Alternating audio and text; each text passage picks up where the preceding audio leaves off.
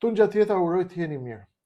Çfarë e shtyu kodoshin e Tiranës të tallet me Donald Trump apo të tallet me Uncle Sam, Dajen Sam?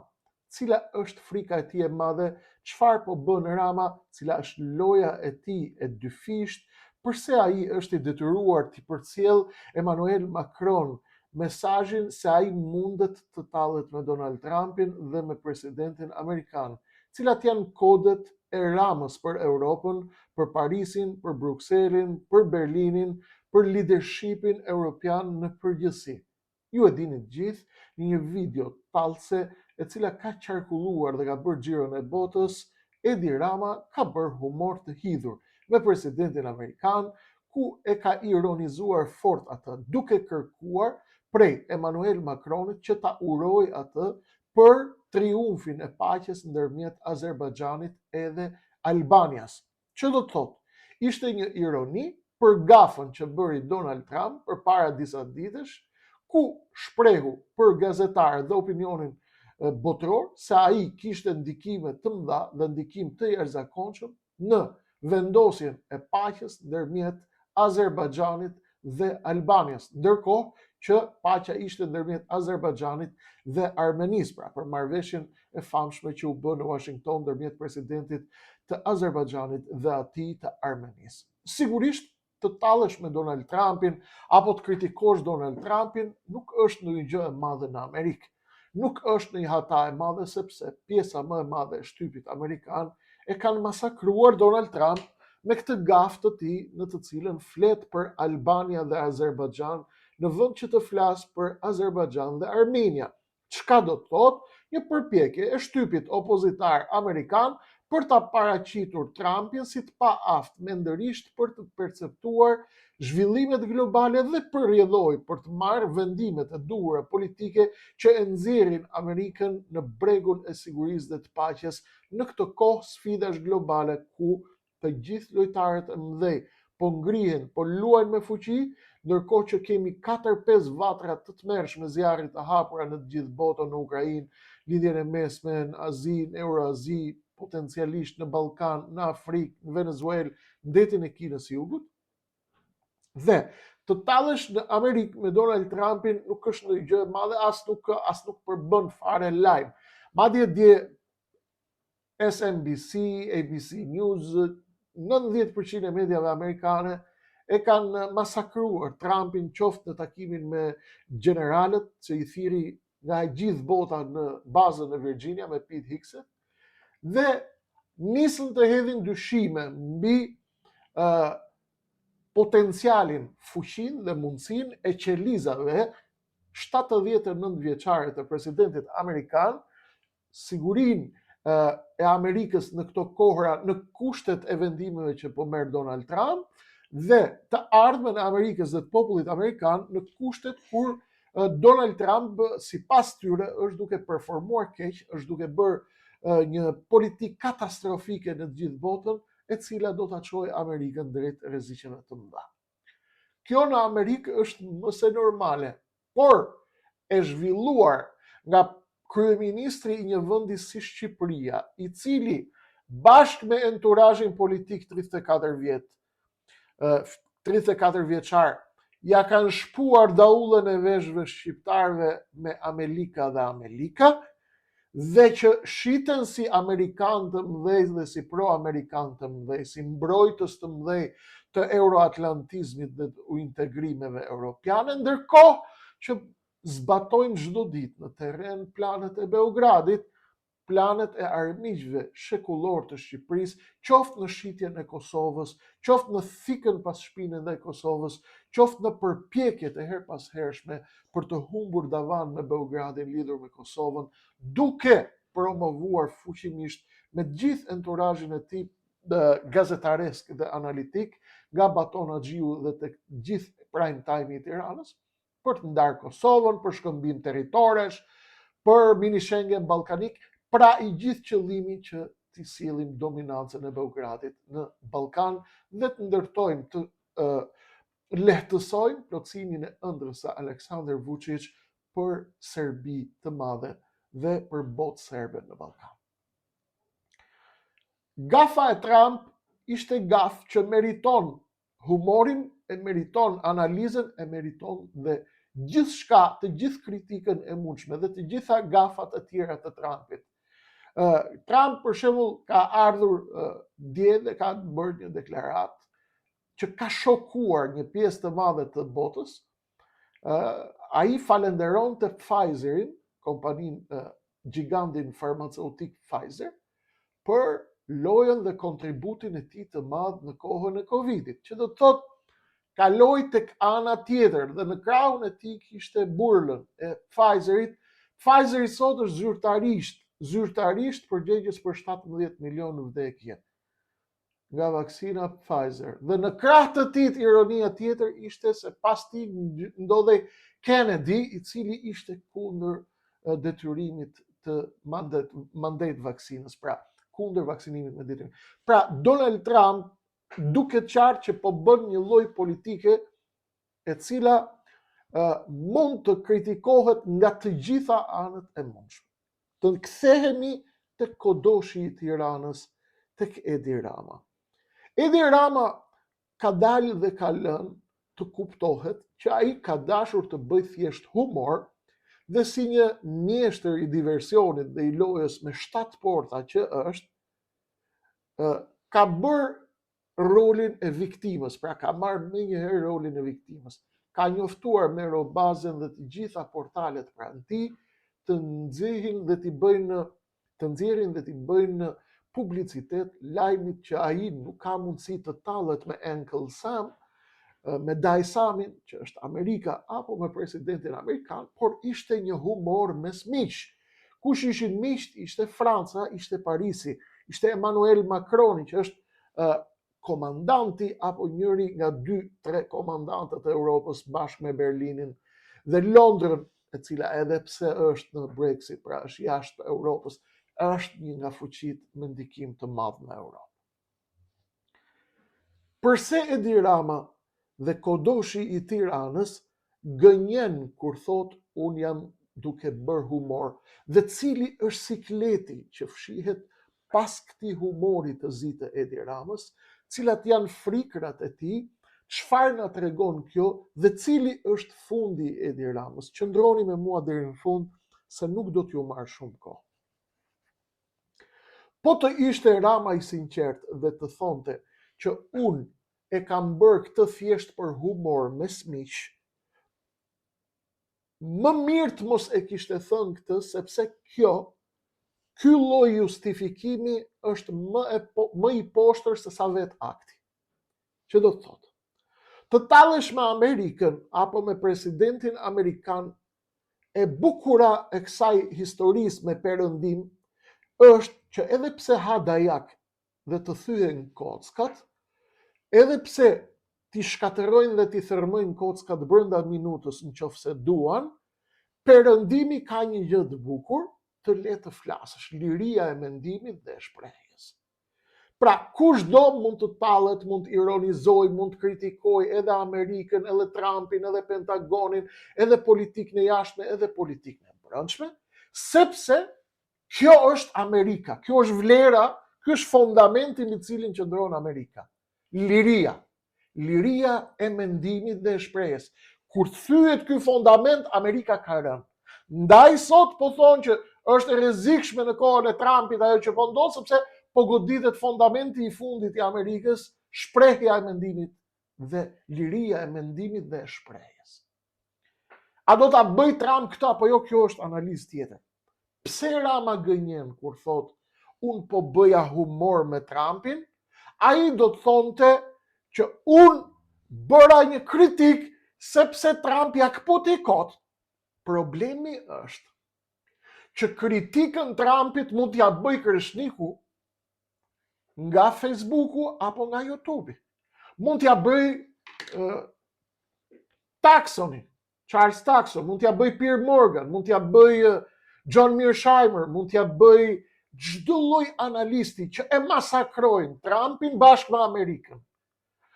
Mund ta bëjnë McGregor, mund ta bëj ish agentët e CIA-s, mund ta bëj kushdo tjetër në Amerikë që pa analizon sot dhe po del çdo ditë e çdo natë në YouTube, në këtë platformë lirie që po na jep gjithë dhe mundësinë të flasim, të lirë, ndryshe nga Facebooku dhe të gjitha mediat e tjera, mund dalin dhe dalin çdo natë e shprehin, tmerrin dhe katastrofën në të cilën po lëviz linja dhe politika e jashtme e Amerikës.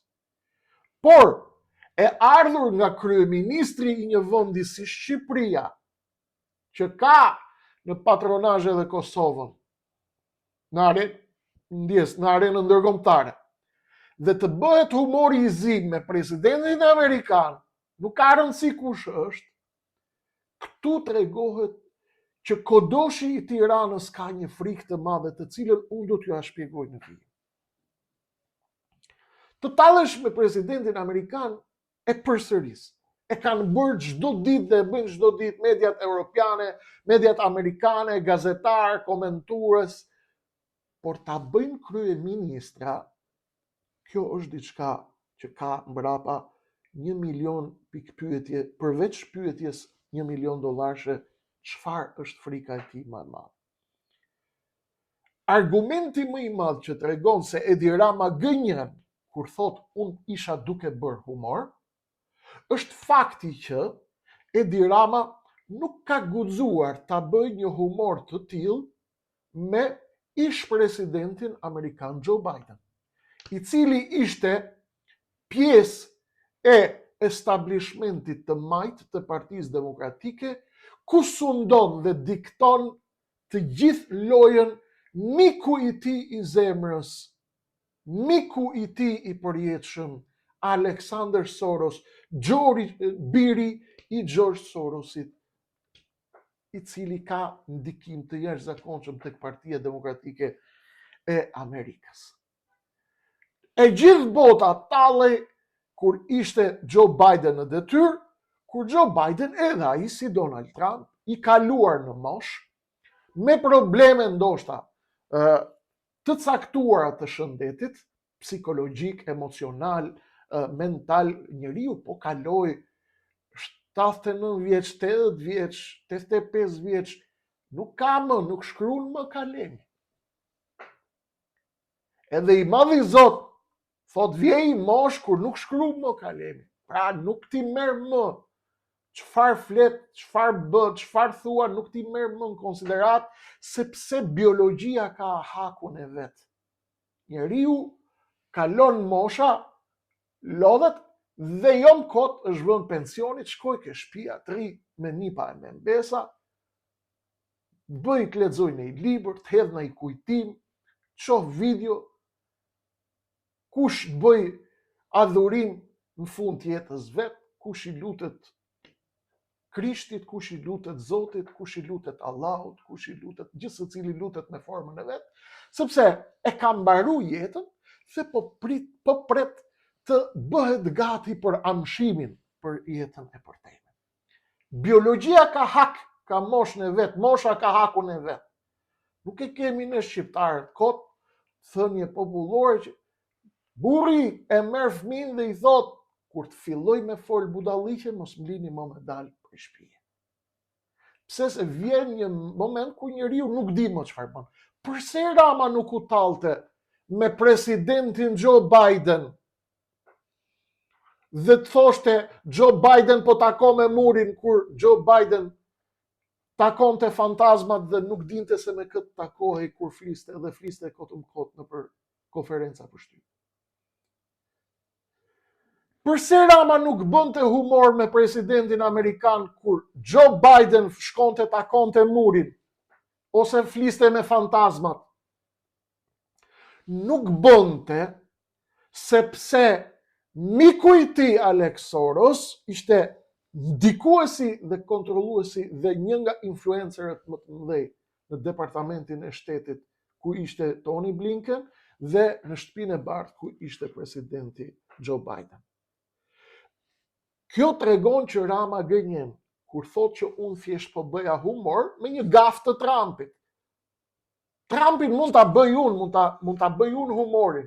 Unë që jam në YouTube, unë që nuk kam pushtet, unë që jam një komentues, jam një analist, jam një ekspert, jam një lexues i marrëdhënieve ndërkombëtare, mua më shohin njerëzit, por unë nuk përfaqësoj Shqipërinë. Unë përfaqësoj Kreshnik Osmanin, veten time. Edhe 5.000 njerëz, 6.000 njerëz, të cilët i çova në KQZ, që më dhanë të drejtën mu me hyrë ngar për zgjedhje. Na masakruan në aferën, na pren, na i vodhën votat, sepse nuk duan të hyjë asnjë lojtar, kjo është histori tjetër, dhe vazhdoj unë të komentoj politikën botërore derisa të vi momenti, derisa të jemi gjallë në kueshtim. Kodoshi i Tiranës ka një frikë tjetër dhe po përcjell kode të tjera. Kush janë kodet që po përcjell? Edi Rama është shumë më i mençur se sa të rrezikoj të përplaset me Donald Trumpin. Por ai është duke i përcjell disa mesazhe Europës. Mesazhi numër 1 që Rama i përcjell Europës është: shikoni se çfarë debili është Donald Trump, shikoni çfarë absurdi është, shikoni çfarë presidenti ka Amerika, ndërsa unë jam një lider më pranë logjikës tuaj se sa pranë atij. Pra, unë Edi Rama, pavarësisht se jam kryeministri i një vendi që bërtet nga mëngjesi deri në darkë Amerika, ne atë e bëjmë se kështu duhet për konjunkturë, po jo se ne na pëlqet fare për Amerikën. Ky është mesazhi numër 1. Mesazhi numër 2 është të bëhet pak karizmatik, i përcjell Brukselit dhe Parisit, që janë motorët dhe generatorët e politikës jashtme të Europës, mesazhin se unë jam i aftë të tallem edhe me Amerikën po deshet ju, dhe nuk kam frikë se e bëj këtë sepse kam lidhje të forta atje. Ka kush mi mbron krahat atje. Unë kam taku me Kissingerin, babën e Deep State-it amerikan. Unë jam miku i George Sorosit, jam miku i Alex Sorosit, kam lidhje të ngushta atje. Ndaj, i dashur Macron, unë mundet të tallem me Amerikën. Por me Amerikën e Donald Trumpit që nuk e doni as ju, se me Amerikën e Joe Bidenit që jepte dhe takonte fantazmat, unë nuk guxoja të tallesha, sepse ata ishin pjesë e lojës së Alex Sorosit dhe pjesë e establishmentit ton neoliberal. Dakor? Mesazhi për Washingtonin i Ramës është: shikoni miqtë e mi, në Washington unë jam aq i lezetshëm sa që ditë bëj edhe humor. Pra, unë tallem me Washingtonin dhe me presidentin e Amerikës, por unë humorin e bëj aty ku duhet dhe me dozat e duhura. Nuk e bëj për t'ju sfiduar. Ndaj, kjeni parasysh faktin që unë jam shumë i lezetshëm, ju nuk duhet më rrëzoni mua, ju nuk mund të më largoni mua, ju duhet bëni diçka që të mbyllet dosja me Gonigal, ju duhet bëni diçka që Trumpit ma var, ju duhet bëni diçka që të jeni pak më të kujdesshëm me raportet e Departamentit të Shtetit Amerikan, që thonë se Shqipëria është një lavatrice e parave të kokainës. Një tmerr. Pra, mesazhi tjetër i Ramës është: unë bëj humor, por bëj humorin me lezet, aq sa ju pëlqen edhe ju. Mbani mend kur ishte me Yuri Kimin? Kur ishte Yuri Kimi ambasador këtu, që dilte ajo video, Rama në takim, edhe e kap flamurin amerikan me atë shqiptarin i hedh kështu. Pra, ai beson që amerikanëve sa më fort të biesh, aq më shumë kompleksohen amerikanët dhe të vinë të kërkojnë si lojtar. Rama e di që Macron dhe elitat e majta në Europë e shohin Trumpin si kërcënim për Europën, dhe duke u tallë me Donald Trumpin i jep një moment solidariteti me frikën e Europës prej Trumpit dhe prej Amerikës së re, dhe u thot: unë jam me Amerikën sepse kështu e duan interesat e Shqipërisë dhe të Kosovës, dhe kështu e do loja, por në thelb më lejoni zoti Macron si njëri nga shefat e shtetit të thellë europian të solidarizohem me dhimbjen dhe me frikën tuaj nga debili, sipas tij që kontrollon sot Washington.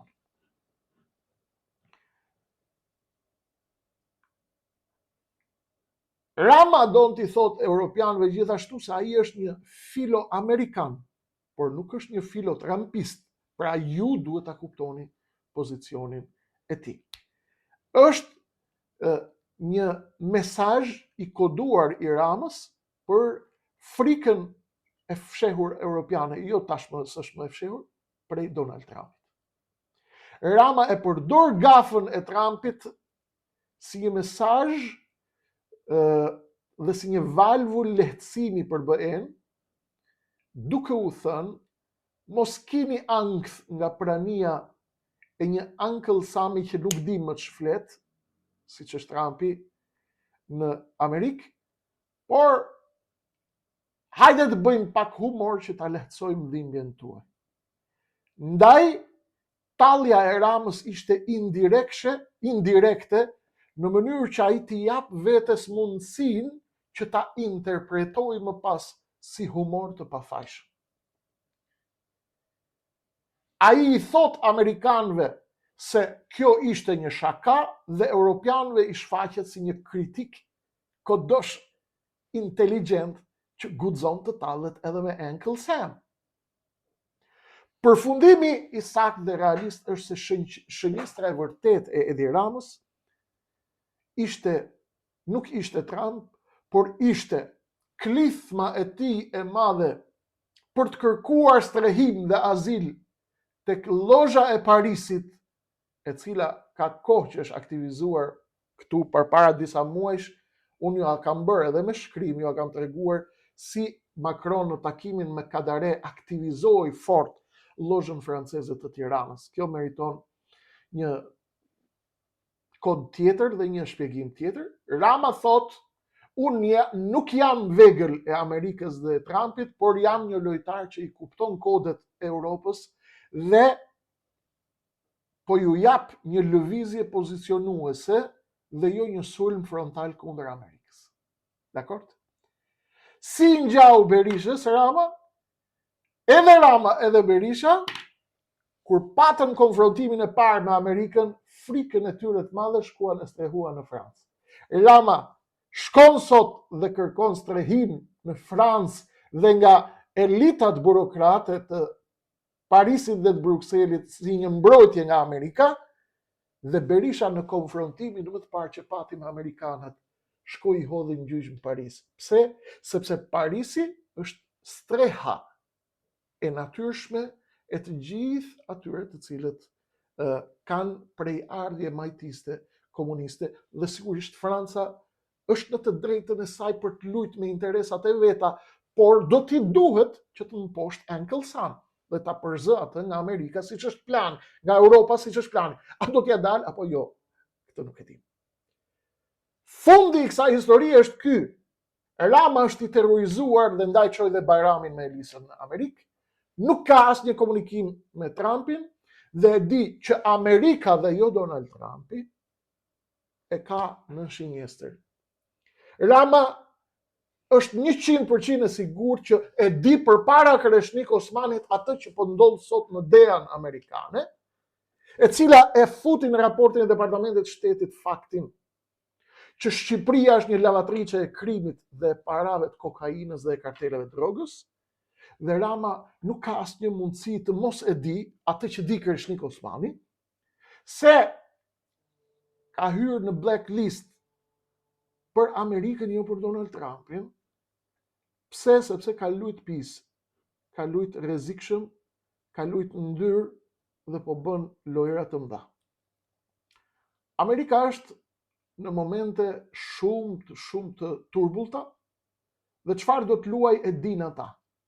Por ajo që di dhe që o a them me sigurinë më të madhe dhe që e përsëris, Rama do të jetë i pari kryeministër në historinë e Shqipërisë që do të arrestohet në detyrë. Frika e tij e madhe e bën që të ketë ngarkesa dhe turbulenca që e nxisin kodoshin e Tiranës të bëhet interesant në Paris dhe të duket interesant tërheqjes në kancelaritë europiane dhe luan shah me zbulim, me njëherë pas talljes me Donald Trumpin dhe me Uncle Sam, duke njoftuar shtypin e tij në Tiranë që e kontrollon plotësisht dhe duke u thënë, mos hidhni helm, unë bëra vetëm një shaka. Shaka të cilën nuk guxoj ta bëj me presidentin tjetër amerikan, Joe Biden, kur ai takohej me fantazmat. Këto ishin zhvillimet në darkë, na prisni, kemi kolonelin Demiraj, do të flasim për zhvillimet më nda në botë. Ka shumë zhvillime, ka shumë kode që duhet i dekodojmë dhe kaq kishim për momentin, pjesën tjetër ju e dini, vijon në numrin e ardhshëm.